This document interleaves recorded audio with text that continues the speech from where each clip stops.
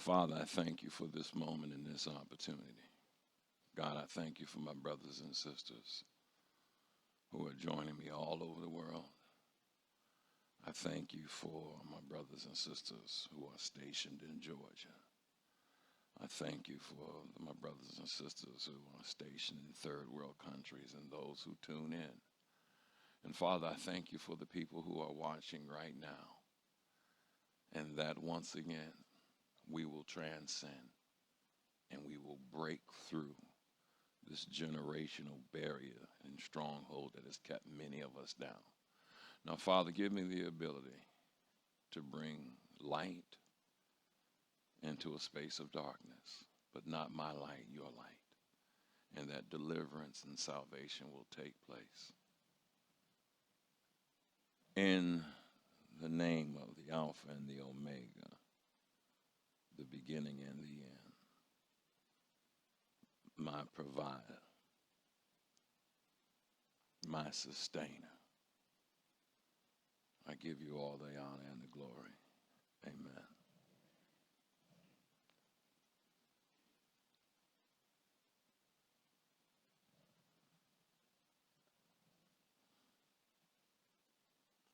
I had no idea that when I made a decision to do battle with fear, that I was really deciding that I was going to have peace of mind. That was not in my purview. All I knew is this is not the place to be, and you have not been in fear that you know of in quite some time. And now it's so intense that you're going to have to trust God. You're going to have to trust God.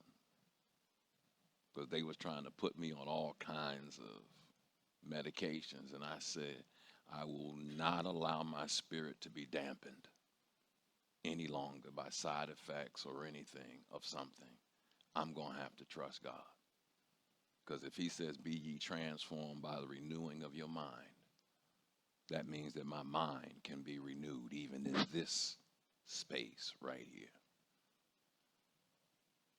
And so the warrior is not ready for battle until they come to know peace. You're not ready to be a warrior. You can call yourself, yeah, I'm a warrior, I'm a soldier, but you're not ready until you come to know peace. And how do you know peace? You focus on it and you acknowledge it. Many of us don't have peace of mind because we don't know peace. We think peace is a hand symbol. We think peace is something that was developed back in the 60s and 70s. We think love and peace, and we think of peace as something that's going to happen that'll just come over us. You got to know peace. You can't sleep, you got to know peace. You can't overcome these thoughts, you got to know peace. You can't let this go, you got to know peace. And how do you know peace? You acknowledge the war within.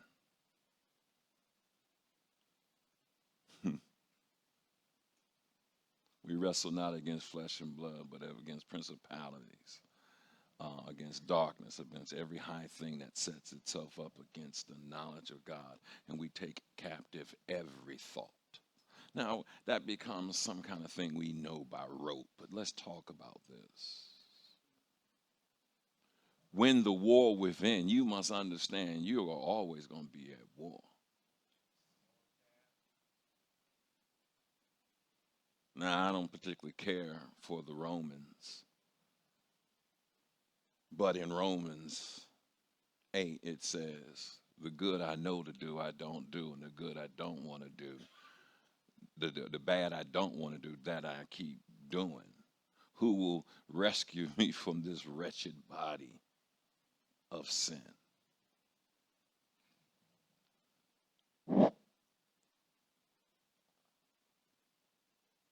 You may have never gone to war,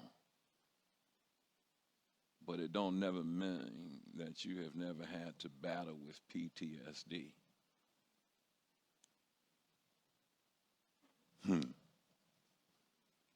Used to be called shell shock,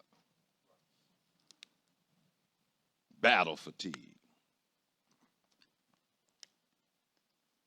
weakness. If you go back and study Patton, Patton came in and because he wanted to win that war.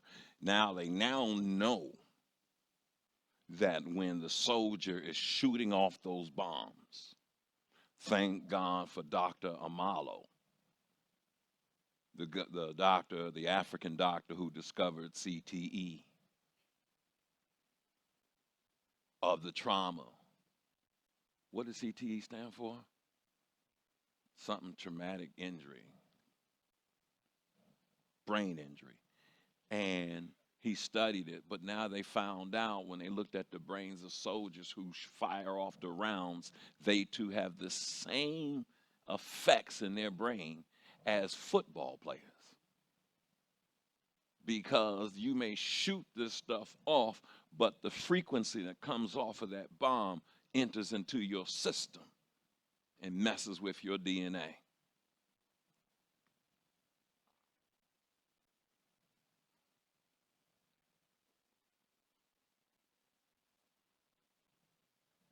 PTSD, post. The Washington Post means the news after it has already happened.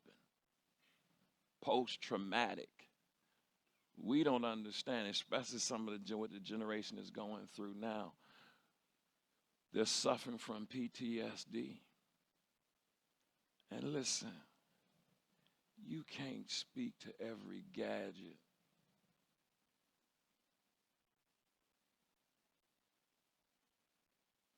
Open up every app. Have codes for everything. Not use your key to unlock the door. Never get up to turn the TV station. Not even have to have a key to start your car. Walk around the house talking like you crazy, but you talking to instruments, looking at your TV, and your TV looking at you, talking to your TV, all for the privilege of comfort and ease. I told a sister 5 years ago, I said, I'm not coming against anything that you and your husband are doing with your children, but I am going to tell you this. What you are characterizing as brilliance is conditioning, social conditioning, digital conditioning.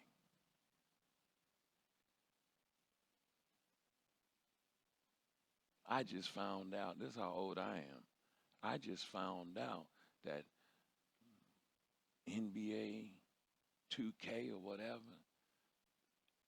they use money now.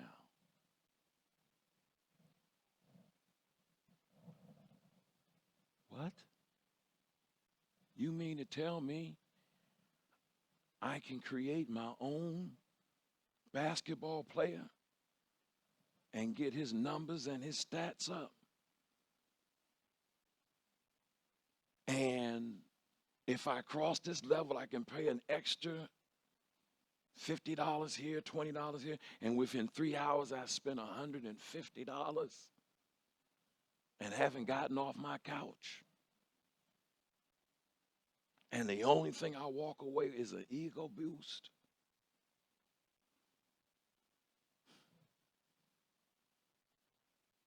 That's PTSD right there. Because now you got a bill to pay. Now what am I going to do? Do you all know? Google it for yourself. The fantasy football team. When fantasy football began, it was begun by a bunch of men, 30s, 40s, 50s. They had to quit because they lost their families. They couldn't keep up. All they could think about was being the manager of a team that they don't own. This is about as simple as all these movies we think we own on Netflix. I went to, listen, I ain't going to say it because y'all cut me off. I went to go look at one of my favorite movies, not movies, but a show I look at on a regular basis. And it was gone. I'm going to say this again. I'm going to stand on this side. I went to look at my favorite TV show that helps me to ease my mind and fall asleep and think good thoughts. And they told me it needed to be purchased. Let me turn around.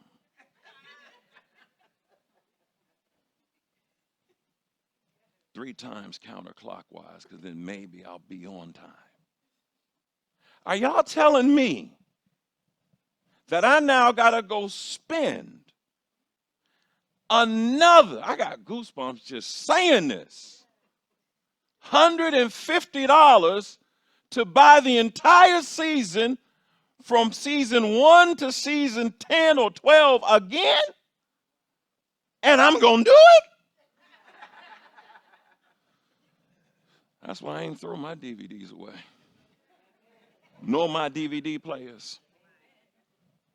I said, I see you coming, and I know what time it is. Maybe this is not a good message for today. I don't know. Let's get back to where we are.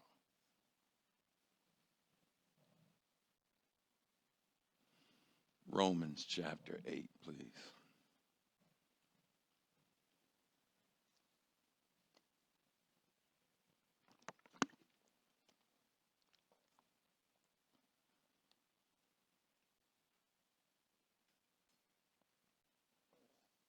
The 8th verse.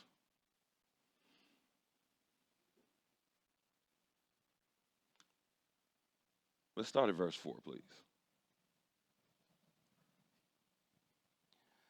So that the righteous and just requirement of the law might be fulfilled in us, who do not live our lives in the ways of the flesh, guided by worldliness and our sinful nature, but we live our lives in the ways of the Spirit, guided by his power.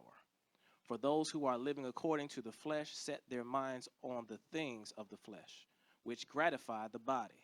But those who are living according to the Spirit set their minds on the things of the Spirit, his will and purpose. Let me tell you what I'm being told to say right now.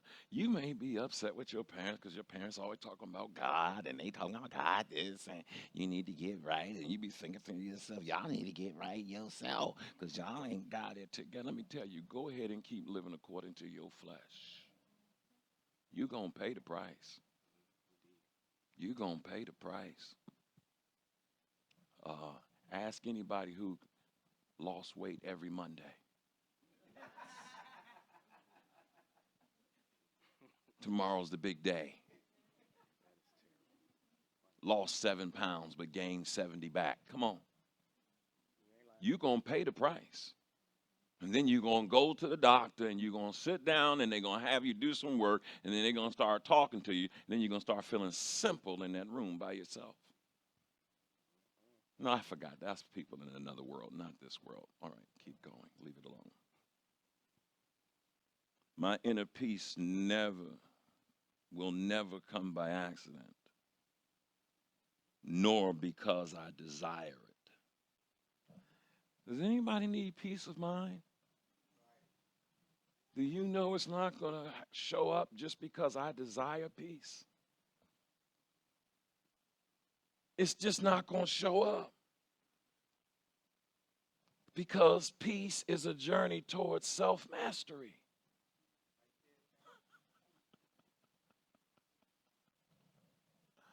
If I'm going to find peace, that means that I'm going to take the journey to master. Colossians chapter 3, my friend. The road to peace is to discipline your mind. Did y'all hear that? Oh, no, no, no, no, no, no, no. I'm not talking about your, what do you call them thing? The misters that you put all your fragrance in and it blows all the steam out. What's that thing called? What is it? Diffuser. Thank you, Atlanta. They ain't even talking here. Thank you. Diffuser. Oh, your diffuser ain't going to bring you peace. It's going to make the room smell better. And if you get an LED light, it'll change colors.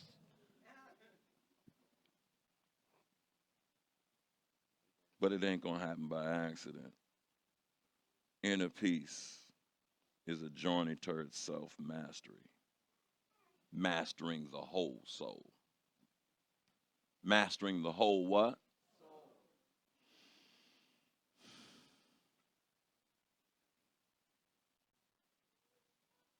PTSD. Let's talk about it.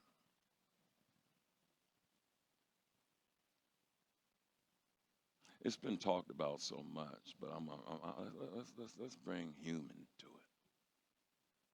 Someone who has post, afterwards, traumatic stress to the body, disorder, meaning they got some behaviors and stuff that they can't handle. That's a wounded soul. That's a wounded what?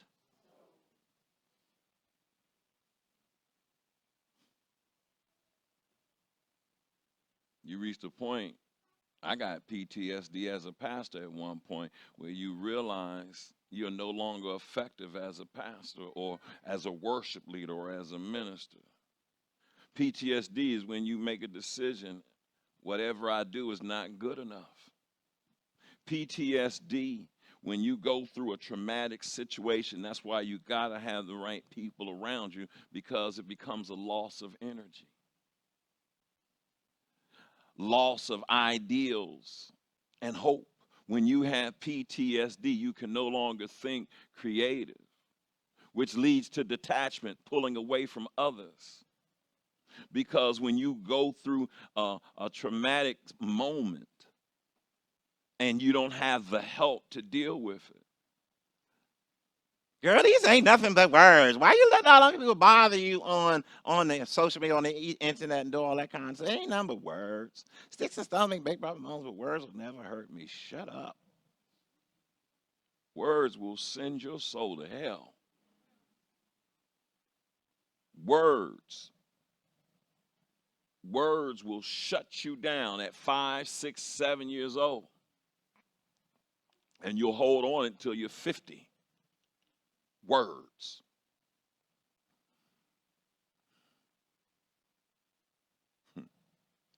When I did one of my meditations, I learned in this meditation, depression is nothing but a tool to keep me from dealing with what I need to deal with. What?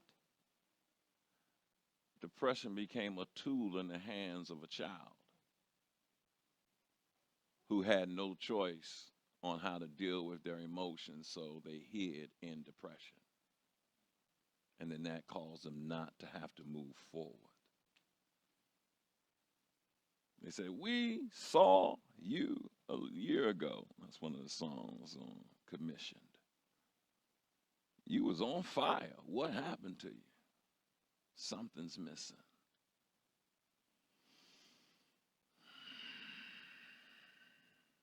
Whatever I'm holding, say this, whatever I'm holding on to colors my world.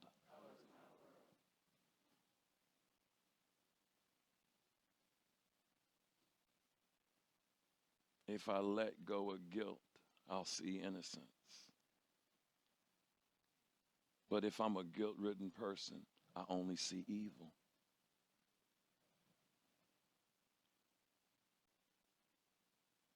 The rule of peace of mind is to focus on what you have repressed.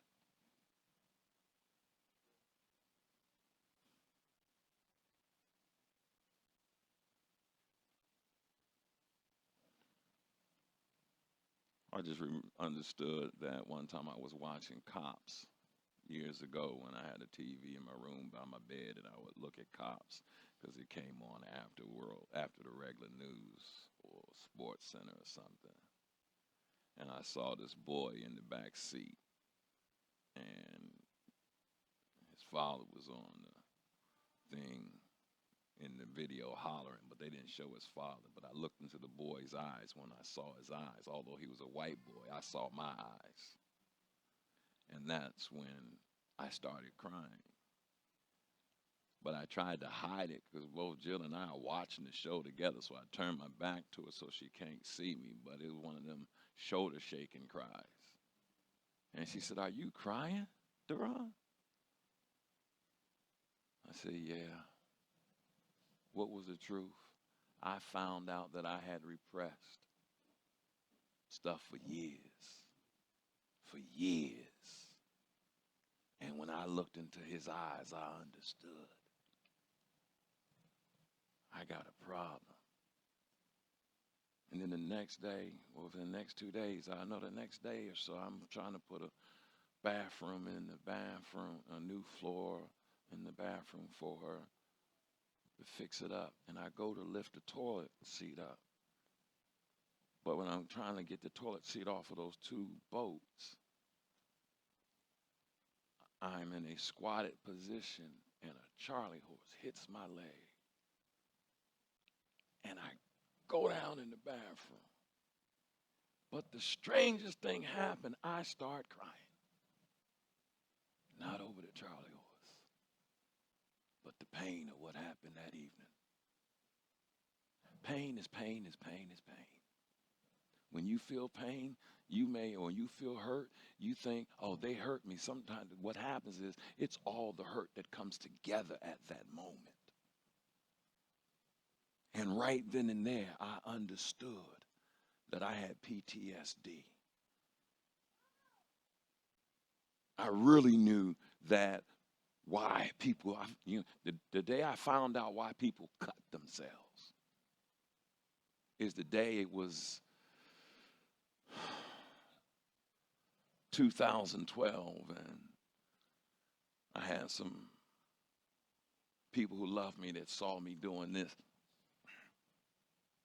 while I was teaching, because the only way to focus was to grit my teeth.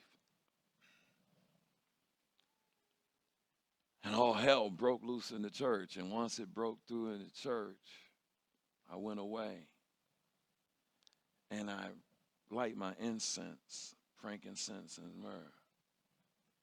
And this time I lit the incense. But somehow, I take it back. I didn't have a lighter, so I had to go to the front desk and get matches. And I lit it. And when I struck the match, it landed on my hand. I said, ah! But the craziest thing, everything I had been thinking about went away. I said, oh my goodness. Because I wanted to do it again. I didn't. But I said I wanted to do what? It again. Because I realized, oh my goodness, Father, this is how people end up cutting themselves. This is how people end up inflicting pain. This is how people end up giving into addictions. They do whatever they can to make the pain go away.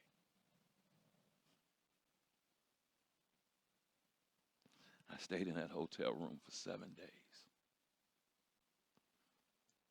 Even my friends came to see about me because I decided I wasn't talking to nobody or nothing.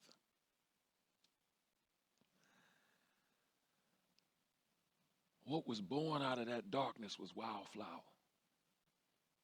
And my understanding of the heart of a woman, by understanding my heart, and understanding that you can make a comeback.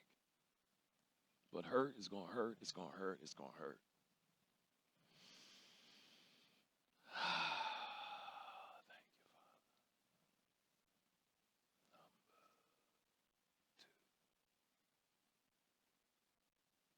The road to peace, I had to make a decision there. The reason I tell you about that, because when you're going through, you got to ask yourself, am I crazy? Y'all please make sure, say something to make sure that I'm not here by myself. Say, am I making sense to anybody? Thank you. Yeah, right.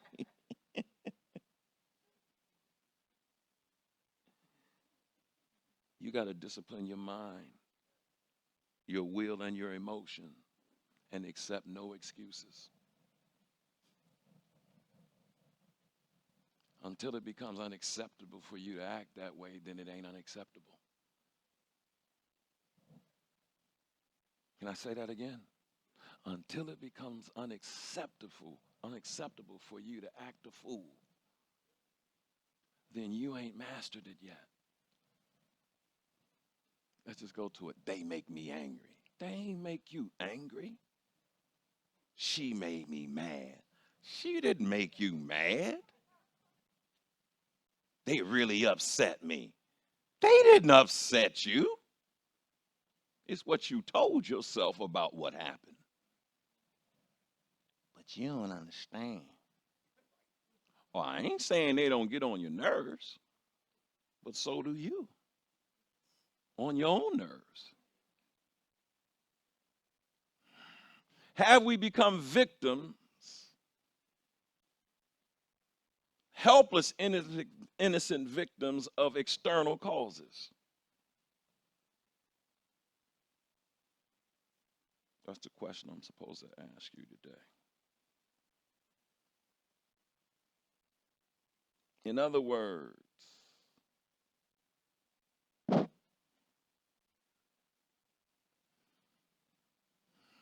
if all your external circumstances is controlling your attitude, then what control do you have? Why did I study the life of Viktor Frankl? Because he was someone who was put in human slavery, torture. And because he was a psychologist, he had to figure out how he was going to get through this. And he says, you get to give a meaning to your suffering. And so therefore, if you're going to be a warrior,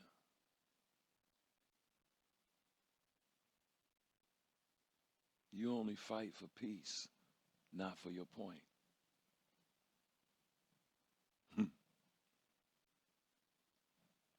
If you get caught up in dealing with your point, then the argument or the discussion or the battle or whatever it is going to go all over the place. But if you fight for how do I bring peace to this situation? How do I bring harmony in this conversation? How do I bring understanding to this miscommunication? Somewhere along the line, they're getting something that I'm not saying. Or am I saying something that they're getting that I don't know that I'm saying? Peace is always your purpose and your goal.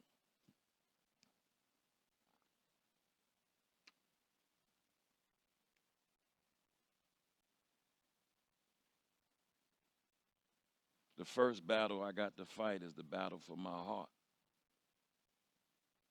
My first battle is the battle for my heart, and that my heart would be given to God.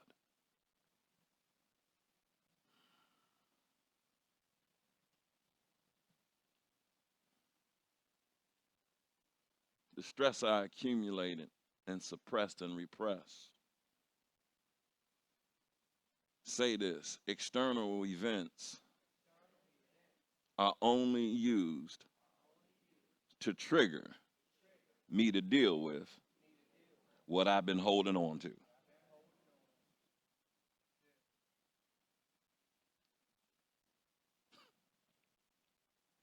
I'm so glad I didn't have this wisdom when I first made this declaration to overcome fear, because I wouldn't have did it.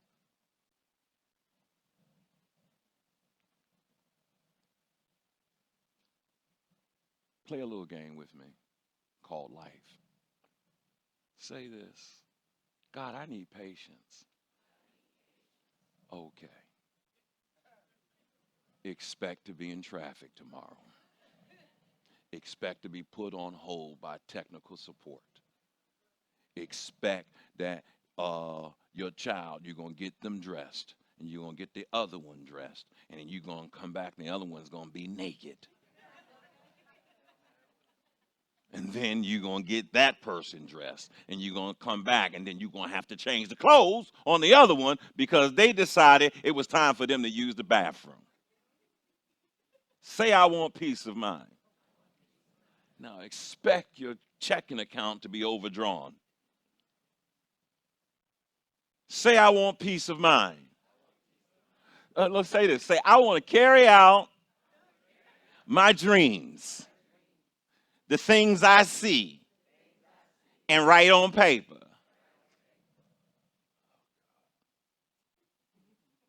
I'm praying for your souls right now. Oh, I got one.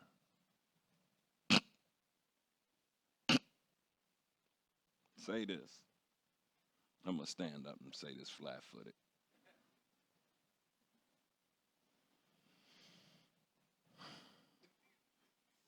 Say this. I need to lose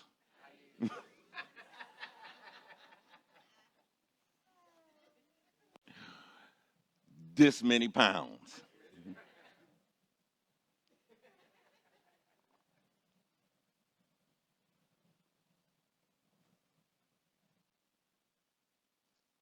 You know why you don't have the energy to do that? Because you expend your energy on nonsense.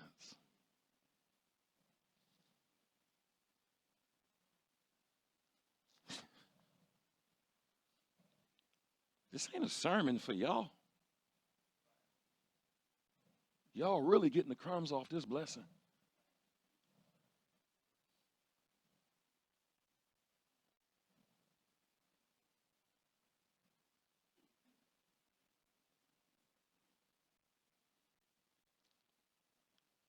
If I ask for peace of mind, I'm going to find myself in constant struggle.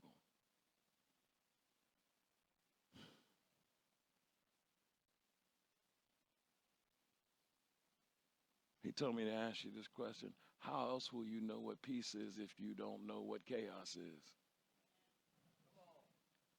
How else will you know how to desire peace if you don't know how to recognize chaos? Especially the chaos you bring to the picture or the situation.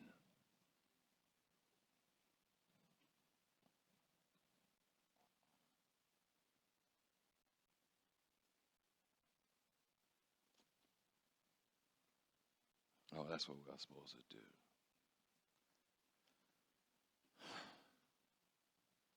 Say my way don't work.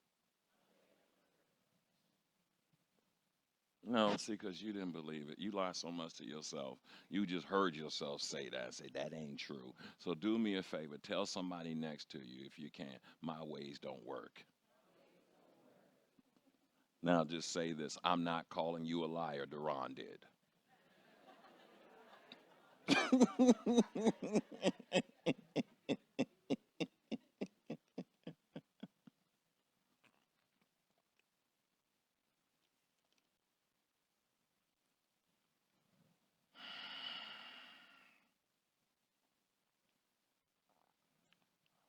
Can we go to this scripture, my friend, to Proverbs chapter 14? Proverbs chapter 14. And we will go through several verses within that chapter. 16, please. Read it when you're ready. Thank you. A wise man suspects danger and cautiously avoids evil. Oh, go back. Wait a minute. I said read Proverbs 14, 16. Correct. Read it again. A wise man suspects danger and cautiously avoids evil. Oh, I thought he was just talking about his own prayer. I'm thinking, I didn't know he's reading a scripture. Read it again. A wise man suspects danger. Say a wise woman A wise woman suspects danger. suspects danger, But this doesn't mean suspicion. but this doesn't mean suspicion, Keep going, brother. and cautiously avoids evil. And cautiously does what? Avoids. If you're going to have peace, you're going to have to ask yourself, is this light or darkness that I'm about to enter into? Is this a profitable conversation that will start off dark but end up positive, or am I starting stuff? Keep reading, brother. But the fool is arrogant and careless. The fool is what? Arrogant and careless. Just put a picture of your aunt or uncle in there. Keep going. A quick-tempered man or woman acts foolishly and without self-control. No, stop. Stop. This is totally wrong. Read that again.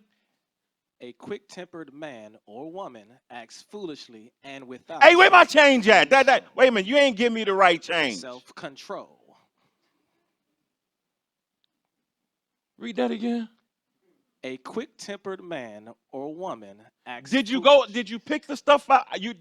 That's all right, don't worry about it. without self-control.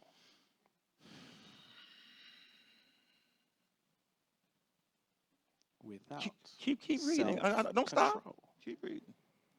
And a man or woman of wicked schemes is hated. I want you to understand this. If you can't control your emotions, then how's the Spirit going to come through for you? Say it's all about letting it go.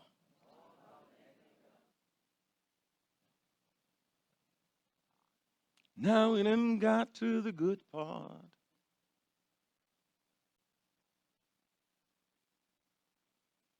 I can either suppress my triggers and vent them, or I can choose to practice surrender. I didn't even realize, Dave Thompson, that I was teaching on surrender until you came up behind me last week. And I was like, where the heck he get surrender from? I had to go home and think about that. I said, I guess you are. But then when I thought about it, I said, I decided I wasn't being no stepfather. And having a stepfather relationship, stepdaughter relationship, I was going to be her father. Period. Whether she liked it or not. But I was going to do it in love. And I was going to have to change my attitude and my behavior. So last week I told you she went Christmas on me at 25. But before 25, I paid her to do all of the books that we had done. And here's how I paid her. I went and got $600, maybe $700, and cut them in half. Because I knew she was on money like that. And I said, every chapter you finish, I'll give you the other half of this bill.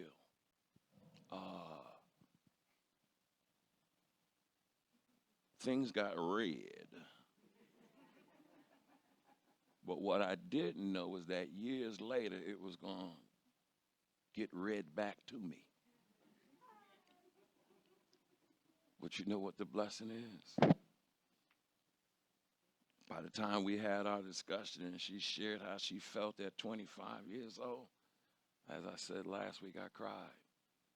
Why? Because my prayer was that we would have a loving father and daughter relationship, and I would get to experience that. It has happened. Amen. Do you have any more of that scripture, sir? That was the end of. Okay, let's stop right there.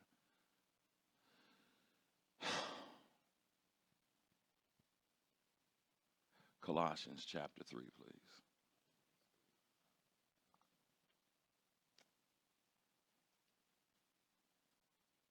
No. Proverbs 14, verse 26. That's where I was supposed to go. I'm sorry. Proverbs chapter 14, verse 26. In the reverent fear of the Lord, there is strong confidence, and his children will always have a place of refuge. Wait, read that again. In the reverent fear of the Lord, there is strong confidence. Say it again. In the reverent fear of the Lord. When I was fussing at Jill and Zuri was 2.5 years old and she's holding the hand, that was the day that I went and stepped in the water with her, could barely walk and was skinny and all this kind of stuff, and we were playing, and I raised my voice and Zuri looked up at me and Jill looked at me and she says, Deron, are you really doing this right now in front of her? Read it again. In the reverent fear of the Lord. See, the day you begin to see the Lord in your kids' eyes, the day you begin to see the Lord in the response of the loved ones that you have, and that you may be triggering that. Keep reading, my friend. In the reverent fear of the Lord, there is strong confidence, and his children will always have a place of refuge. Say this, I don't have peace of mind Have peace of mind. because I don't take everything through the fear of the Lord.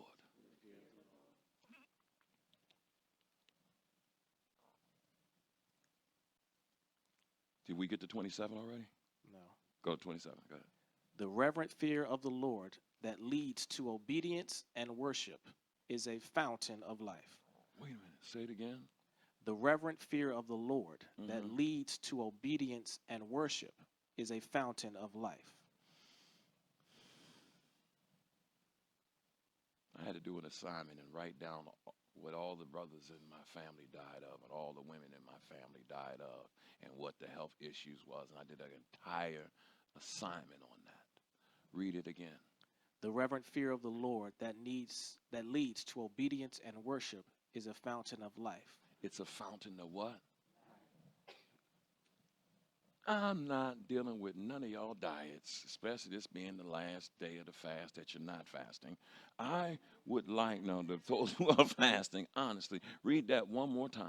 I'm going to read the whole thing this time. The reverent fear of the Lord that leads to obedience and worship is the fountain of life, so that one may avoid the snares of death. Listen, it's not until you get older and you realize the decisions that you chose out of obedience to the Lord years ago paid for you.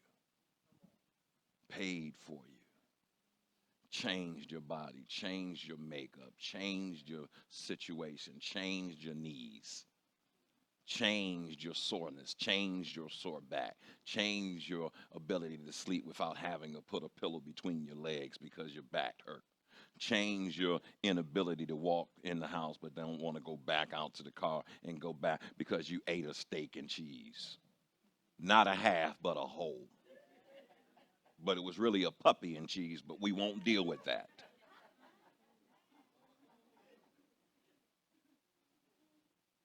I see the time.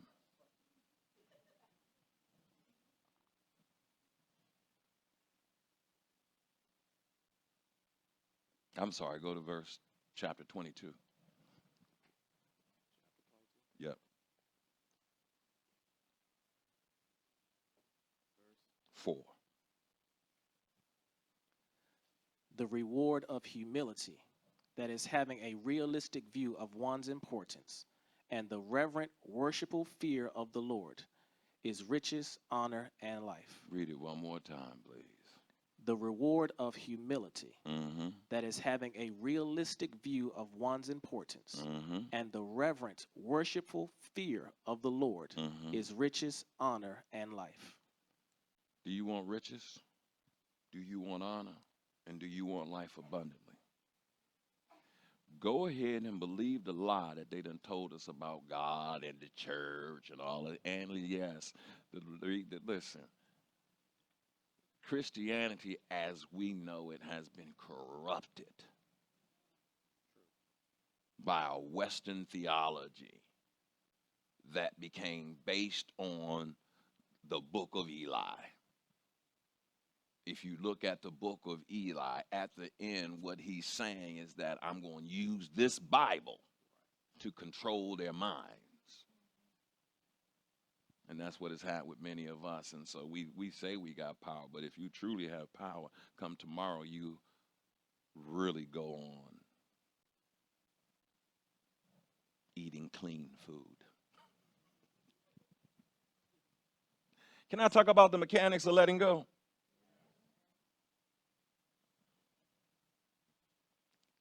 To let go my energy involves being aware of a feeling and letting it come up.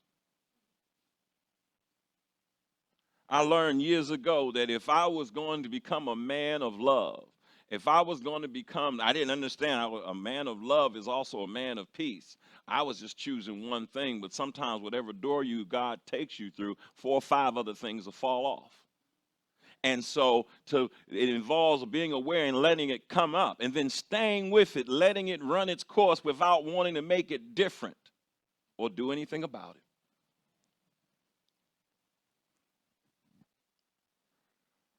I had to spend years telling people, listen, just go ahead and begin to tell me what you got to tell me. Why? Because working in a stressful position, you got to be, if as a police officer, you got to be used to letting it go. There's stuff you can't take home. As a counselor, there's things you can't take what? Home. And so the mechanisms of letting it go is to be aware of the feeling. Say this, I need to stop being aware. I need to stop being afraid of my own emotions.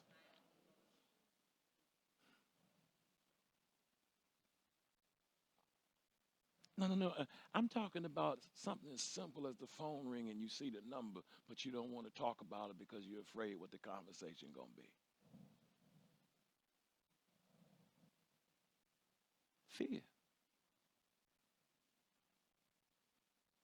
It may seem insignificant, but you're allowing it to reign.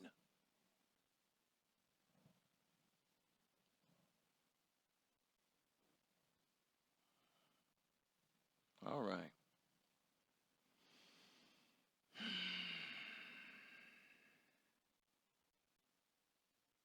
I do this by allowing myself to have the feeling without resisting it, venting it, fearing it, condemning it, or moralizing about it. Can I say that again?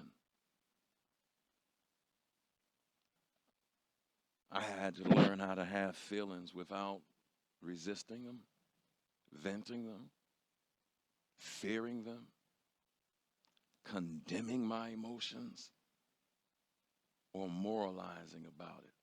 And when you moralize, it's an action of condemning issues of right and wrong because you done took a moral high ground. That's not humility.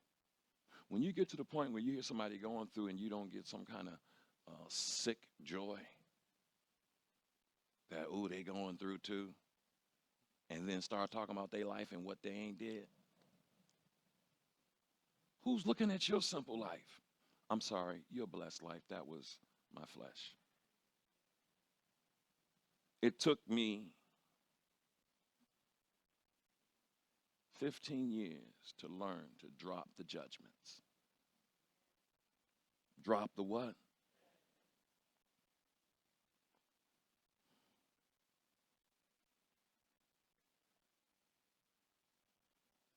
Of a feeling that is not resisted. A feeling that is not resisted will disappear, and the energy behind it will leave.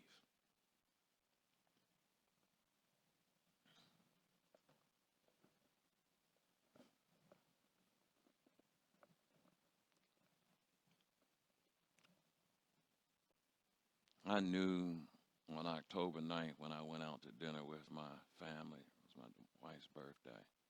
Talita took us out to Kitchen,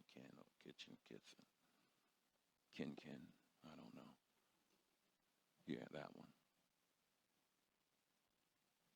And I could tell that I could not be all the way there. And I wanted to be there.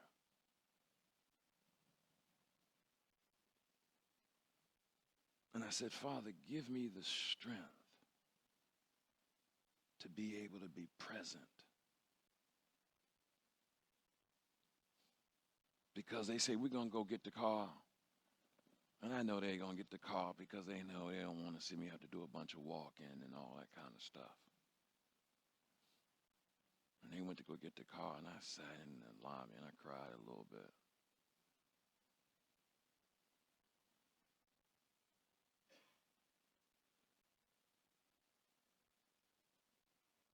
And then that's when I came to an understanding. You got to let this one go, D.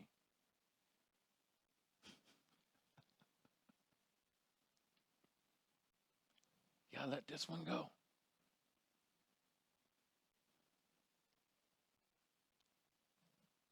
And practicing a letting go.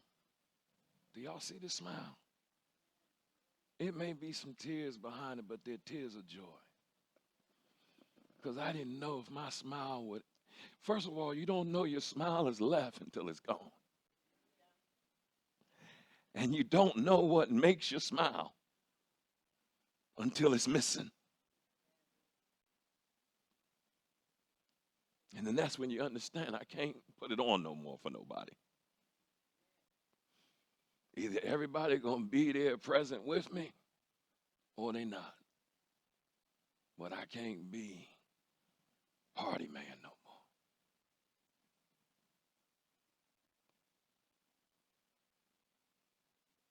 And when I let it go, freedom returned.